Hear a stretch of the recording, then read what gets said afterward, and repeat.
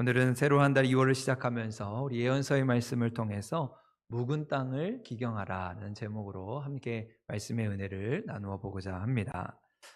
여러분, 구약 성경은 총 39권으로 되어 있는데 구분하는 방법에 따라 3가지로 구분하기도 하고 또 4가지로 구분하기도 합니다. 하지만 구약 성경 크게 나눌 때 구약 성경은 율법서, 또 성문서, 또 제일 마지막에 예언서 이렇게 3가지로 나누게 되는데, 이제 우리 구약 성경의 제일 뒷부분 마지막에 자리 잡고 있는 것이 예언서라 할 수 있습니다. 하나님께서는 이스라엘 백성들이 범죄하거나 잘못된 길을 걸어갈 때 하나님의 사람 선지자를 그 시대마다 보내셔서 하나님의 말씀을 대언하게 하시고 그들로 하나님께로 돌이키게 하신 것이지요. 회개하고 돌아오라는 메시지를 통해서 백성들의 마음을 돌이키시고 그들로 거듭나게 하신 것입니다. 특별히 우리 구약 성경 마지막 12권은 각 시대별로 하나님의 말씀을 대언했던 우리 예언자 12명의 활동을 기록한 말씀이 이어지고 있습니다. 그래서 우리가 소예언서라고 부르기도 하고 12명의 선지자들이 기록한 말씀이라고 해서 12예언서 이렇게 불리기도 합니다. 새로운 2월 한 달을 시작하면서 우리 성도들과 어떤 말씀을 나누면 좋을까 고민하고 또 묵상하면서 이 예언서의 말씀을 꺼내 들었습니다. 그래서 우리 2월 한 달 동안 이 12예언서 중에서 특별히 각 시대별로 중요한 메시지를 전달했던 그 선지자들의 말씀을 통해서 함께 은혜를 나누어 보고자 합니다. 그러면서 오늘 우리 가운데 이렇게 어지럽고 혼란한 시대 속에서 하나님이 우리에게 말씀하시는 그 하나님의 음성에 귀를 기울이고 하나님의 뜻을 분별하면서 이 어두운 시대를 밝히는 그런 등불의 사명을 감당할 수 있기를 바랍니다. 그런 의미에서 오늘은 예언자의 목소리, 그 첫 번째 시간으로 이 호세아의 말씀을 꺼내 들었습니다. 비록 주전 8세기 아주 오래전 예언자 호세아가 전하는 말씀이지만 이 호세아의 말씀을 읽다 보면 마치 우리의 시대를 비추는, 그래서 오늘 우리에게 큰 도전이 되는 말씀이기도 합니다. 호세아는 세계 정세가 요동치는 상황 속에서 상대적으로 호황을 누리던 시대 속에 살았던 인물입니다. 그래서 북이스라엘 왕 여로보암 2세 때에 선지자로 부름받아서 이후에 이스라엘 마지막 6왕을 거치면서 40년 동안 활동을 했던 그런 선지자입니다. 음란한 여인 고멜과 결혼을 하고 3명의 자녀를 낳았는데 그만 그 아내의 고멜은 남편과 자녀들을 버리고 가출을 해서 부정한 삶, 음란한 삶을 살게 되었습니다. 그럼에도 불구하고 호세아 선지자는 그녀를 용서하고 사랑해야 된다는 그 하나님의 말씀에 순종하면서 다시 고멜을 찾아가서 그녀를 다시 데려와 가정을 이어가게 되지요. 그리고 이러한 호세아의 가정사는 그 자체로 하나님의 메시지가 됩니다. 우상 숭배를 하고 하나님을 떠나 마치 가출을 해서 부정한 삶을 살았던 이스라엘 백성들이 그 호세아의 부인 고멜과 같이 하나님을 떠나게 되었지만 그럼에도 불구하고 하나님은 그들을 사랑하신다, 그들을 품으시고 그들과 함께 하신다는 그 사랑의 메시지를 이 호세아의 삶을 통해서 전하게 된 것이지요. 그리고 이어지는 이 호세아의 말씀은 하나님의 백성들이 어떻게 그렇게 하나님을 배반하고 떠나게 되었는지 그 구체적인 내용을 기록해 주고 있습니다. 바알을 비롯한 가나안의 여러 우상들을 섬기면서 세속적이고 이기적인 삶을 살아가면서 부와 영광과 명예를 전부로 여기는 그저 세상의 논리, 힘의 논리를 따르는 자들로 살아갔던 것이죠. 저는 그래서 겉으로 보기에 그들은 북이스라엘 역사에 있어서 최고의 전성기를 누리고 있었습니다. 가장 넓은 영토를 확보했고 이 페니키아와 무역을 하면서 경제적으로도 큰 이득을 얻게 되었습니다. 그러면서 경제적인 그 부로 북이스라엘의 수도였던 사마리아는 그 지역의 부와 사치의 중심지가 되었습니다. 지금까지는 늘 전쟁의 위협에 시달렸는데 이스라엘의 모처럼 평화의 시대가 찾아와서 경제적으로는 호황을 누리고 부유함을 맛보면서 그저 겉으로 보기에는 평안한 시대처럼 보였던 것이지요. 하지만 그러한 시대에도 모두가 행복하지는 않았습니다. 가난한 사람은 여전히 가난했고 힘이 있는 사람들은 자신들이 가진 부와 권력을 통해서 억압을 하고 착취를 했던 시대입니다. 그래서 호세아는 그 시대를 일컬어 이렇게 이야기합니다. 호세아 4장 1절의 말씀인데 오직 저주와 속임과 살인과 도둑질과 간음뿐이요 포악하여 피가 피를 이음이라 이렇게 말씀하고 있습니다.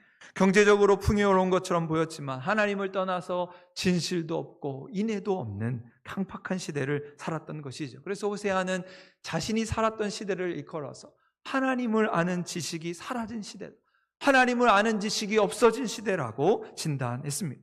하나님과의 언약을 어기고 사회 정의는 무너지고 종교도 제 역할을 하지 못했던 것이지요. 그토록 그들이 바라던 그 풍요로움이 그들의 발목을 잡고 그들의 덫이 되어서 그만 하나님을 떠나게 되었다는 것입니다. 그래서 하나님은 이스라엘의 죄의 뿌리가 매우 깊다고 말씀하고 있죠. 그것이 오늘 우리가 함께 읽었던 9절의 말씀인데요. 우리 9절 말씀 같이 한번 읽겠습니다. 시작. 이스라엘아, 내가 기브아 시대로부터 범죄하더니 지금까지 죄를 짓는구나. 그러니 범죄한 자손들에 대한 전쟁이 어찌 기브아에서 일어나지 않겠느냐. 아멘.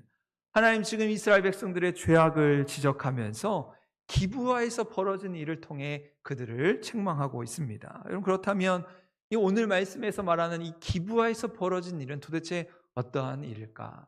사사기 19장의 말씀을 보면 에브라임 산골에 살고 있던 레위 사람 하나가 베들레헴에 살고 있는 한 여자를 첩으로 맞아들이게 됩니다.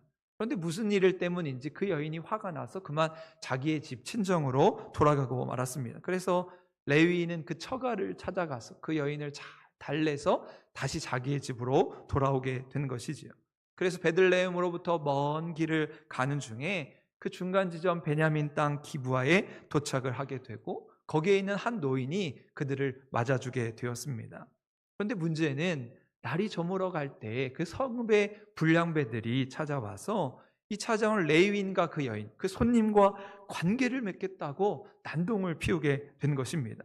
그러자 노인은 안 된다고 이야기했지만 결국 어쩔 수 없이 레위 사람이 그 자기의 자기의 여인을 그들에게 내어주게 되었습니다. 그러자 그 불량배들은 밤새도록 그 여인과 관계를 맺고 새벽녘에 그 노인의 집 앞에 버려졌습니다. 그리고는 얼마 지나지 않아서 그 버려진 채로 목숨을 잃게 된 것이지요.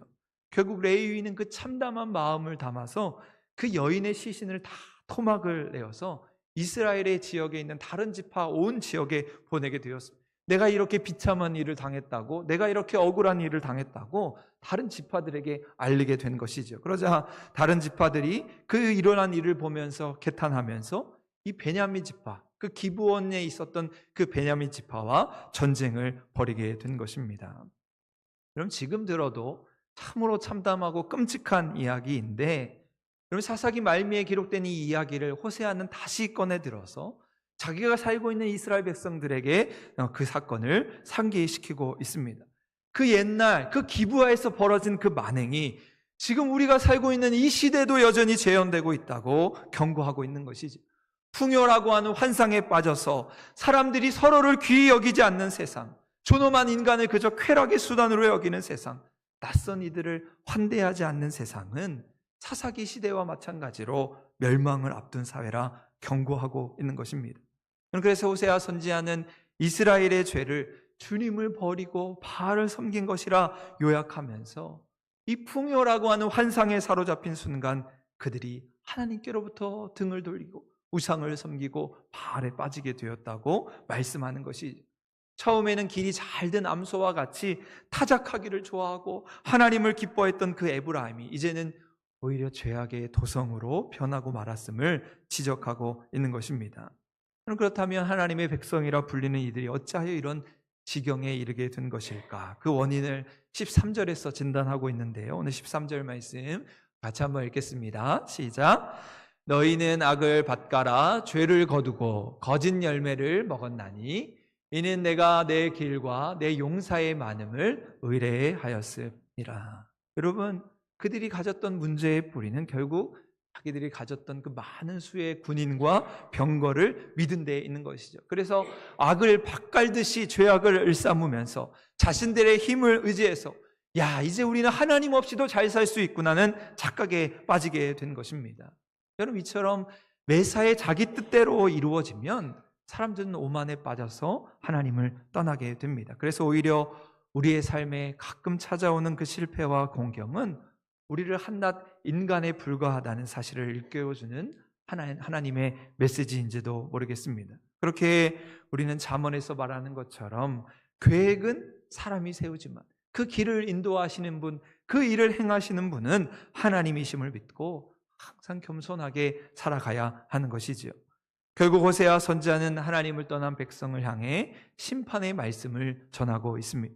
전쟁의 함성이 들려오고 요새가 무너지는 날이 올 것이라 말하고 있는 것이, 자식들이 박살난 바위에서 그 어미에 맞아 박살나고 말 것이라 말씀하고 있습니다. 생각만 해도 참 무섭고 두려운 말씀이지요. 그래서 오늘 15절 말씀에 보면 호세아는 마지막 베델의 운명을 예언하고 있습니다. 너희의 큰 악으로 말미암아 베델이 이같이 너에게 행하리니 이스라엘 왕이 새벽에 정령 망하리로다. 여러분, 베델은 북이스라엘의 종교의 중심지였습니다. 백성들이 하나님을 만나기 위해 찾아오는 순례의 성지였습니다. 그런데 그곳에서 벌어진 그 부정한 일, 죄악의 일들로 말미암아 하나님이 너희들을 무너뜨리시겠다 말씀하고 있습니다. 거룩해져야 할 곳이 죄로 몰락지는 순간 하나님은 가차없이 그들을 치시고 망하게 하시겠다고 말씀하는 것이지요. 그렇다면 이러한 심판을 모면하기 위해서, 이 심판 중에 베푸시는 하나님의 은혜를 구하기 위해서 어떻게 해야 할 것인가? 호세아는 그냥 단지 무서운 심판만을 전하는 것이 아니라 그 심판 뒤에 숨어있는 하나님의 구원을 선포하고 있습니다. 인애와 긍휼의 하나님께서 베푸시는 은혜의 소식을 전하고 있는 것이지요. 그것이 오늘 우리 함께 읽은 12절의 말씀인데요. 우리 12절 말씀 다 같이 한번 읽도록 하겠습니다. 시작. 너희가 자기를 위하여 공의를 심고 인애를 거두라. 너희 묵은 땅을 기경하라. 지금이 곧 여호와를 찾을 때니 마침내 여호와께서 오사 공의를 비처럼 너희에게 내리시리라. 아멘. 그럼 이제 내일이면 우리 24절기상으로 입춘에 접어들게 됩니다. 물론 이번 주에 추운 날씨가 예보되어 있긴 하지만 이제 설 명절을 보내면서 이제 겨울이 지나가고 있구나라는 것을 느끼게 됩니다. 그리고 봄이 다가오면서 이제 해가 점점 짧아졌던 해가 길어지게 되고 이제 추위가 물러가게 되지요. 겨우내 얼었던 땅이 녹기 시작하면서 이제 다시 봄 농사가 시작되게 됩니다.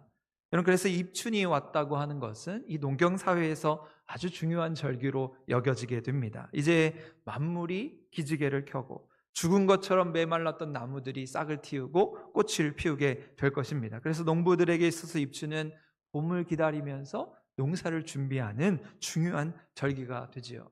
누구보다도 봄을 기다렸던 농부들은 겨우내 묵었던 논밭을 갈고 씨앗을 뿌리기 위해 준비하게 됩니다. 파종할 씨앗을 고르고 겨우내 연약해진 논두렁, 밭두렁을 다시 한번 세우면서 말뚝을 박고 퇴비를 만들고 나무에 가지치기를 하게 되지요. 그렇게 열심히 한 해의 농사를 준비하는 시기로 보내게 됩니다. 그렇게 입춘을 앞둔 지금이 농부들에게 있어서 참으로 중요한 시기라 할 수 있습니다. 그렇다면 우리 성도들에게 있어서 지금 이 시간을 어떠한 순간으로 보내고 있습니까? 비록 우리는 농사를 짓지는 않지만 그럼에도 오늘 우리는 영적인 농사를 준비하는 시간으로 보내야 하는 것이죠. 우리 영혼의 농부가 되시는 하나님께서 우리의 삶에 풍성한 결실을 주시는 그 은혜를 누리기 위해서 우리의 마음밭, 마음의 땅을 갈아내고 씨앗을 준비하는 시간이 되어야 하는 것입니다.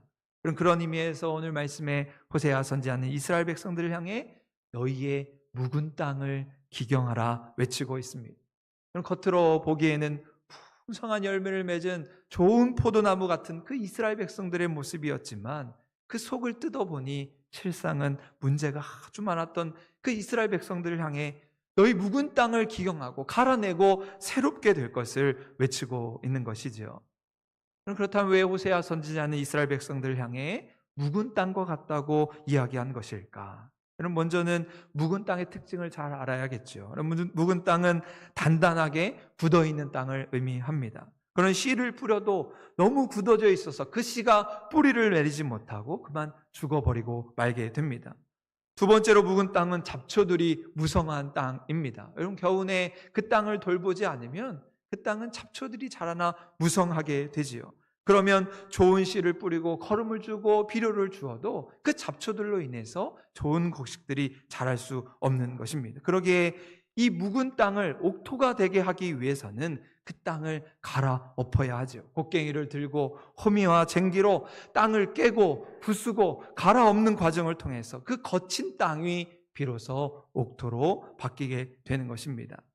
그래서 오늘 말씀에서는 그것을 기경하라는 말로 전하고 있습니다. 여기서 기경하라는 것은 쟁기질을 한다, 땅을 갈아엎는다는 뜻을 가지고 있습니다. 그냥 대충 하는 것이 아니라 땅을 깊게 파서 갈아엎어야 땅이 부드럽게 되고 땅에 산소가 충분히 공급되어서 그 안에 미생물들이 활동하게 되는 것이지요. 여러분, 그렇게 오늘 호세아 선지자는 농사 이야기, 땅에 관한 말씀을 이스라엘 백성들에게 적용하고 있습니다. 우상을 숭배하고 죄악을 행하던 그들의 심령이 묵은 땅처럼 단단하게 굳어져 있고 잡초가 무성해진 모습을 보면서 너희의 묵은 땅을 기경하라 말씀하고 있는 것이지요. 그렇다면 어떻게 우리가 묵은 땅을 기경할 수 있는가? 오늘 말씀에 보면 12절 말씀에 너희 묵은 땅을 기경하라 이어지는 말씀이 지금이 곧 여호와를 찾을 때라 말씀하고 있습니다. 다시 말하면 우리의 묵은 땅을 기경하기 위해서 여호와 하나님을 찾아야 한다는 것이죠. 여호와 하나님을 찾는 것이 우리의 이 묵은 땅 마음밭을 기경하는 방법이며 비결이라 말씀하고 있습니다. 여기에서 찾는다라고 하는 말의 어원은 자주 간다, 자주 드나든다, 자주 방문한다는 의미를 담고 있습니다. 그러니까 우리가 주님을 찾는다고 하는 것은 주님이 계신 곳을 자주 드나드는 것이죠. 성경의 뜻에 따르면 주님이 서 계시는 이 성전의 뜰을 자주 밟는다는 것을 의미하게 됩니다. 왜냐하면 바로 이 성전에 하나님이 계시기 때문입니다. 성전에 나와 우리가 하나님 앞에 예배드리고 찬양하며 기도하기 때문이지요. 그렇게 하나님을 찾으라는 말씀은 성전을 자주 드나들면서 그곳에서 하나님께 예배하고 기도하고 찬양하며 하나님의 말씀에 귀를 기울이라는 말씀이죠. 그렇게 할 때 오늘 우리의 심령, 우리의 마음밭이 기경되고 우리의 삶이 새로워진다 말씀하는 것입니다. 그러면서 오늘 말씀은 그 하나님을 찾을 때가 바로 지금이라 말씀합니다. 바로 지금이 여호와 하나님을 찾을 때라는 것이죠. 내일이 아니고 다음이 아니고 바로 지금 그 하나님을 찾는 성도가 되어야 하는 것입니다. 바로 지금 성전에 나와 하나님을 예배하면서 우리의 묵은 땅을 기경하는 것이죠. 하나님께 드리는 기도와 찬양을 통해 우리의 삶을 깊이 묵상하고 지난날 굳어진 우리의 마음을 갈아엎으면서 좋은 씨를 뿌릴 준비를 해야 하는 것입니다. 그때 하나님께서 우리에게 놀라운 복을 약속하십니다. 그것이 이어지는 우리 12절 뒷부분의 말씀인데요. 우리 12절 말씀을 다시 한번 다 함께 읽도록 하겠습니다. 시작. 너희가 자기를 위하여 공회를 심고 인애를 거두라. 너희 묵은 땅을 기경하라. 지금이 곧 여호와를 찾을 때니 마침내 여호와께서 오사 공의를 비처럼 너희에게 내리시리라. 아멘. 오늘 우리가 우리의 삶의 묵은 땅을 기경하면 바로 그때 하나님께서 우리에게 찾아오셔서 공의를 비처럼 내리신다고 말씀하고 있습니다. 적당한 때에 단비를 내리시듯이 때에 맞추어 필요한 은혜를 우리에게 내리신다는 것이죠. 봄의 농부가 아무리 땅을 갈고 좋은 씨를 뿌려도 그럼 적당한 때에 비가 오지 않으면 아무런 소용이 없는 것입니다. 그렇게 묵은 땅을 기경하고 좋은 씨를 준비한 자에게 하나님께서 은혜의 단비를 통하여 풍성한 수확을 거두게 하신다 약속하시는 것입니다. 아메리카 인디언들이 남긴 상형 문자에 따르면 어린 아이들의 마음은 세모로 표현을 하고 어른들의 마음은 동그라미로 표현을 했습니다. 그래서 어린 아이들이 죄를 짓게 되면 이 마음이 아픈 이유가 그 세모꼴이라고 하는 양심이 죄를 짓는 만큼 그 세모가 돌아가면서 그 뾰족한 모서리로 그 어린이들의 마음을 찌르기 때문이라 생각한 것이지요.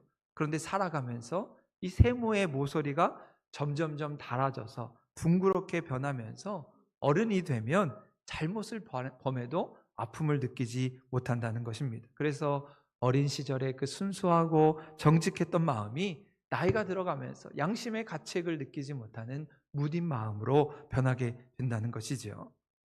마태복음 13장에 보면 예수님께서 4가지 땅에 떨어진 씨앗의 비유를 말씀하시지요. 길짝밭, 돌짝밭, 가시덤불, 옥토의 땅에 뿌려진 씨앗의 이야기를 전해 주십니다. 그러면서 길가에 뿌려진 씨앗은 악한 자가 와서 그 뿌려진 씨앗을 빼앗아서 뿌리를 내릴 수 없게 되었다 이야기합니다.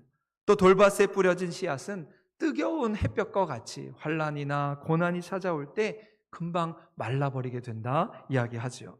그리고 가시덤불에 뿌려진 씨앗은 세상의 염려와 근심이라는 그 가시에 막혀서 씨가 제대로 자랄 수 없게 되었다 이야기하십니다. 그러면서 예수님은 우리를 향해 길짝밭이나 돌짝밭도 아니고 가시덤불도 아니고 오직 옥토와 같이 좋은 땅이 되라 말씀하십니다.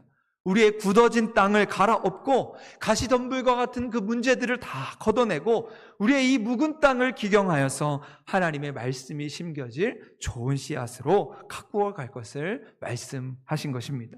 그때 하나님께서 우리 심령에 은혜의 단비를 부어주시고 성령의 바람 불어오게 하시며 그 말씀의 씨앗이 자라 30배, 60배, 100배로 열매 맺게 하시는 축복을 허락해 주실 것입니다. 여러분, 오늘 우리의 마음은 어떠한 모습입니까? 나의 고집과 교만의 돌덩이가 내 마음에 자리 잡고 있는 것은 아닙니까? 게으르고 나태한 엉겅퀴들이 내 삶을 찌르고 있는 것은 아닙니까? 시기와 질투, 미움과 분노의 잡초들이 내 마음에 무성하게 자라고 있는 것은 아닙니까? 여러분, 올 한 해 우리의 삶의 이 묵은 땅을 기경하고 우리의 굳어진 마음을 새롭게 하면서 우리 안에 있는 돌덩이, 엉겅퀴, 무성한 잡초들이 다 성령의 불로 태워질 수 있기를 바랍니다.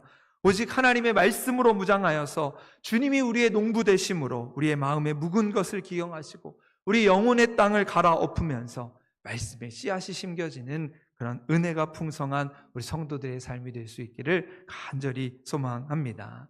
특별히 이 봄을 기다리는 2월을 보내면서 이 하나님이 보내신 이 예언자들의 목소리에 귀를 기울이면서 오늘 우리가 말씀 앞에 정직하게 세워지기를 바랍니다. 성전에 나와 하나님의 말씀 앞에 귀를 기울이고 하나님을 찾고 예배하기를 힘쓰면서 온전한 헌신으로 하나님을 섬길 때 하나님께서 우리의 삶을 옥토로 만드시고 풍성한 열매 맺게 하시는 그 놀라운 은혜와 축복이 우리 모든 한사랑교회 믿음의 성도들과 함께 할 수 있기를 주님의 이름으로 간절히 축원합니다.